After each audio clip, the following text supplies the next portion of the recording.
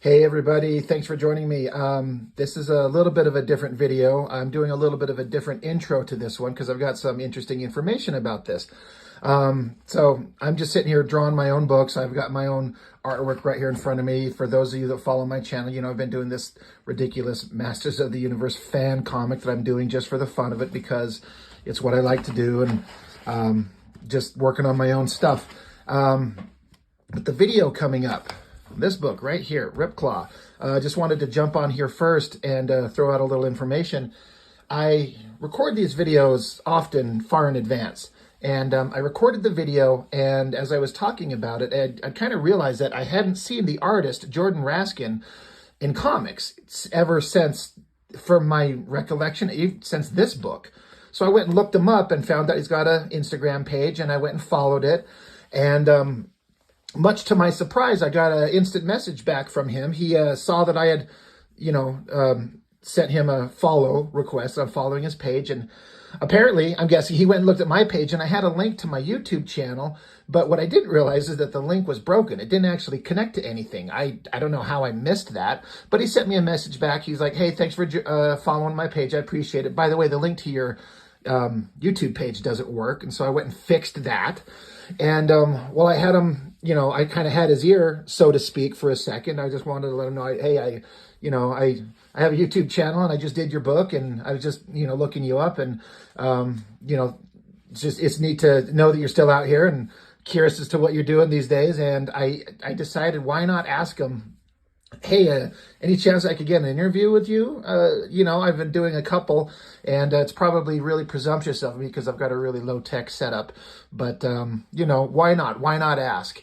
And one of the things he offered up is that he was going to basically, we're working on that. We're working on seeing if we can find a time and a way to do an interview with Jordan Raskin, the artist of this book, which is kind of mind-blowing to me. That's fantastic.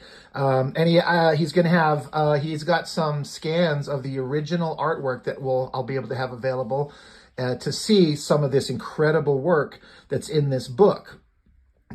So very exciting for me. And if this, again, I'm not holding him to any, guarantee. He's a working man. He's a family man. He's got his life, and it doesn't hurt my feelings if any of these professional artists can't find the time to, talk to little old me. I'm kind of a nobody here, but it's a possibility that we're looking at.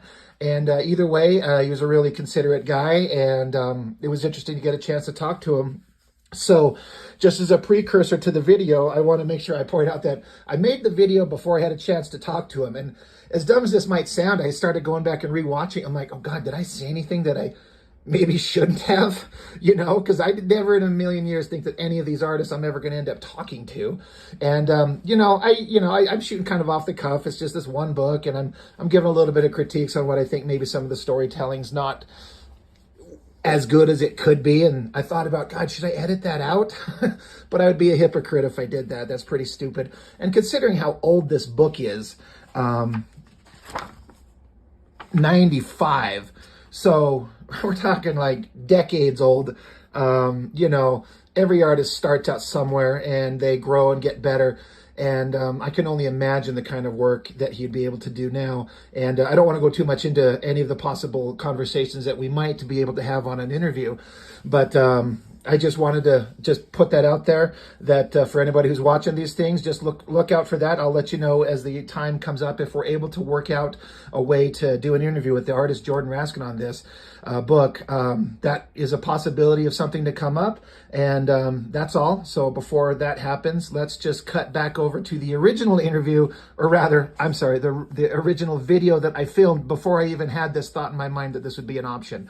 So that's all, and thank you for watching my channel as always, and let's get on to the original video that I filmed. Thank you. Bye. Hey, thanks for joining me. Look at this right here, Ripclaw Special.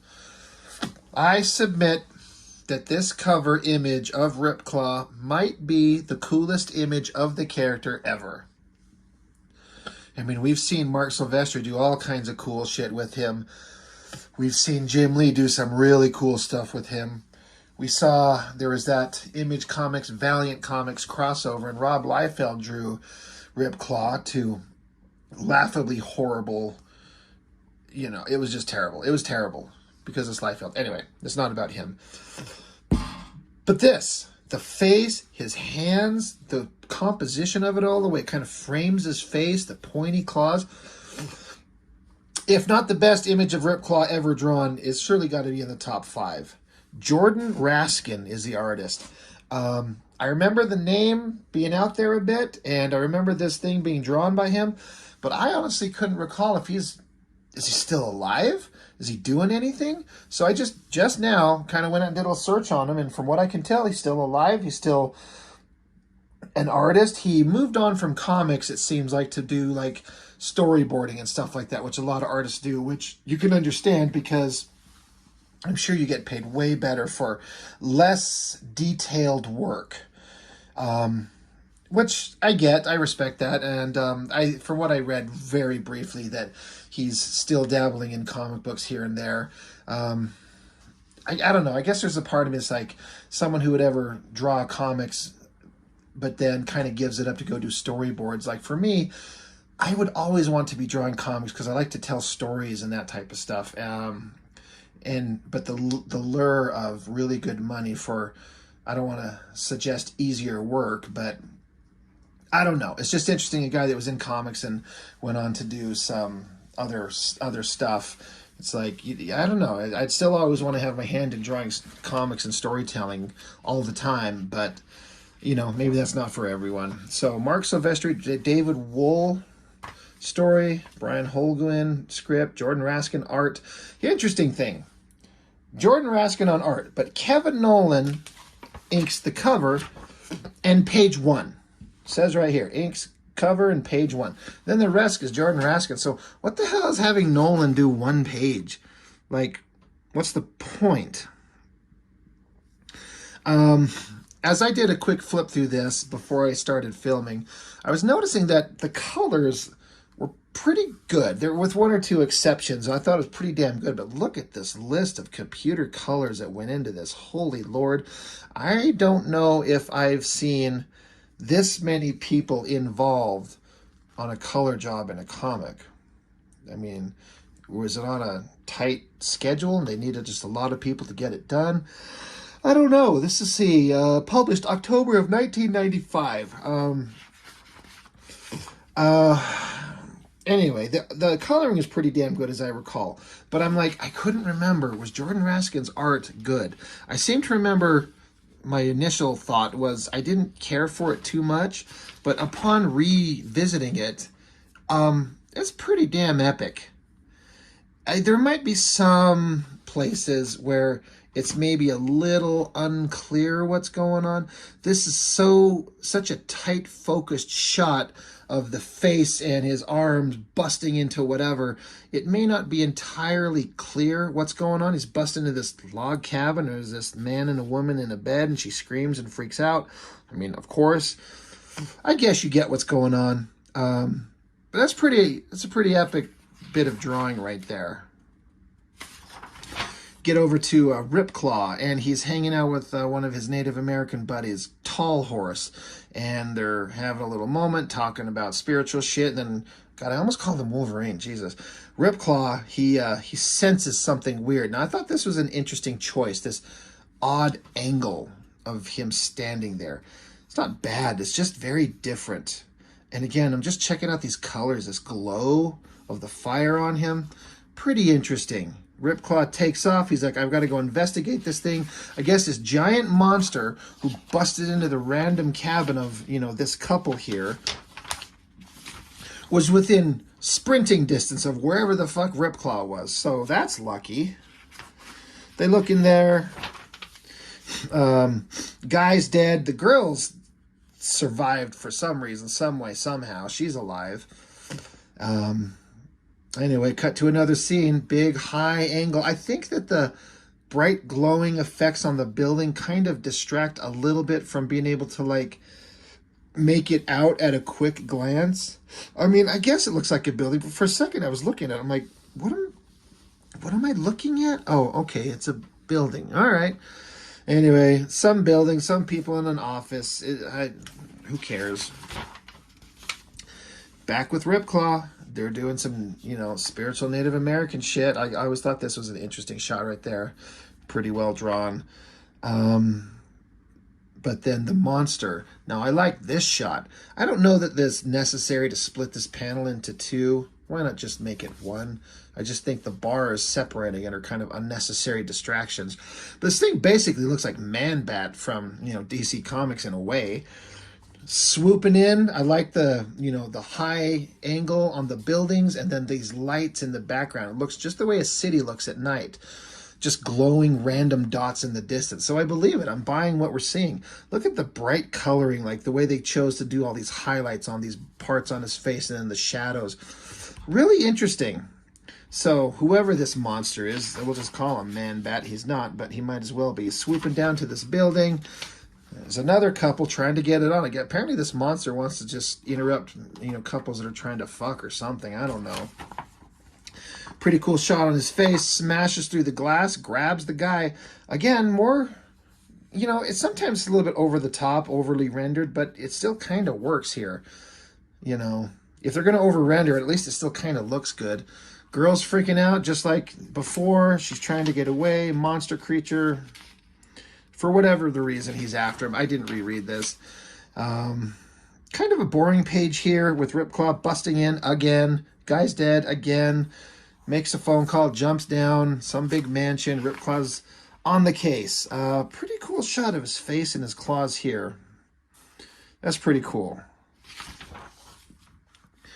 He's tracking him down. Pretty good shot. Kind of a double page spread. He's looking for him, and oh shit, the big monster's right behind him. This is a pretty wild shot. I gotta adjust my camera again, get back so we can see this whole thing. Kind of a weird angle, like a weird pose on both of them, but it works. Looks like he's really being flung around.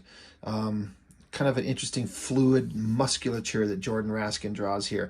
It works. It's different, but I was so stuck on the Jim Lees and Silvestris of the era, I wasn't willing or able to look at this for what it was at the time. So I definitely enjoy it more now. Sorry, I'm just trying to adjust this damn camera again. It's a little better. Not bad stuff. It was right about here where I feel like if he's referencing anything, this face looks very much like that movie Bram Stoker's Dracula with Gary Oldman. And there was a scene where he was in like this big prosthetic bat suit where he was half man, half bat, standing on stilts. It looks just like that. And that's fine. It looks really cool. But this bat creature, whatever he is, having it out with Ripclaw. Big awesome shot there. Ripclaw hunkered over. It's not the clearest or most dynamic fight scene, but it works. You get what's going on.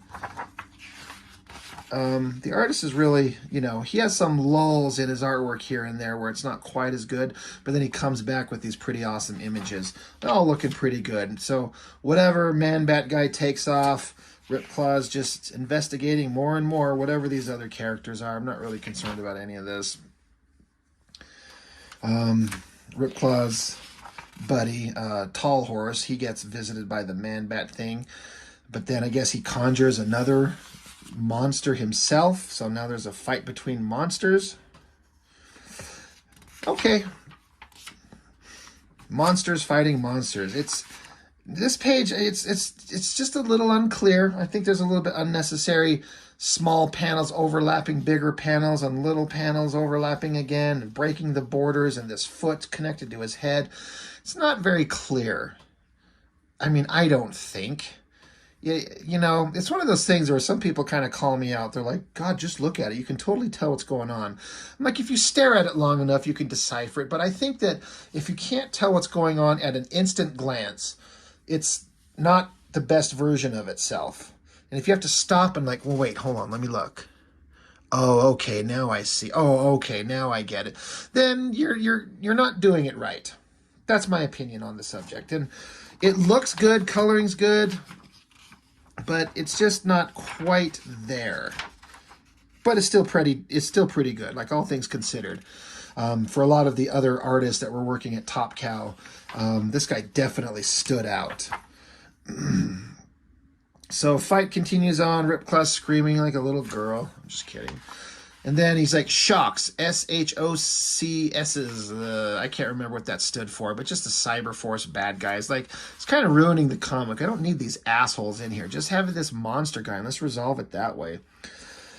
Either way, you know, the monster's now fighting them.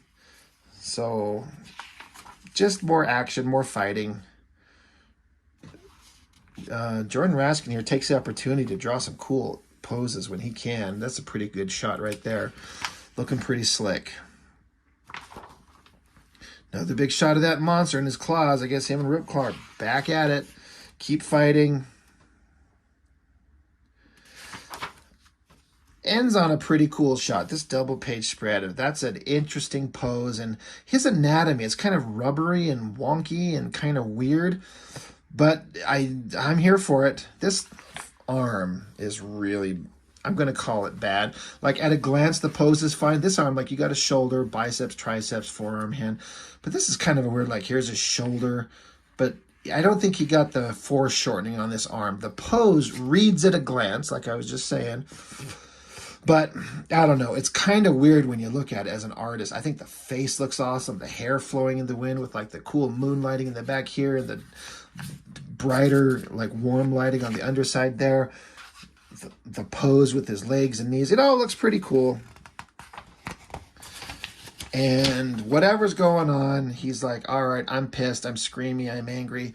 I'm going to go off and I'm going to do something awesome. What am I going to do? Well, I guess he's going to go star in his own regular series. Because this is just a one-off special. So, you know, a pretty worthy effort. You know, a pretty damn good artist doing, it feels like he was really giving it his all, and I'll respect anybody for doing that. If you're putting your heart into it, it shows. Even if there are a bunch of flaws technically, depending on who you ask. If you're putting your heart into it, it shows. You can tell. That's why some artists are not that technically great, but it still reads as like a lot of fun.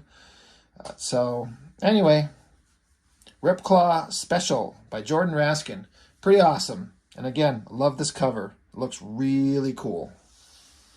So, that's it. That's all for now. Thanks for joining. See you on the next one.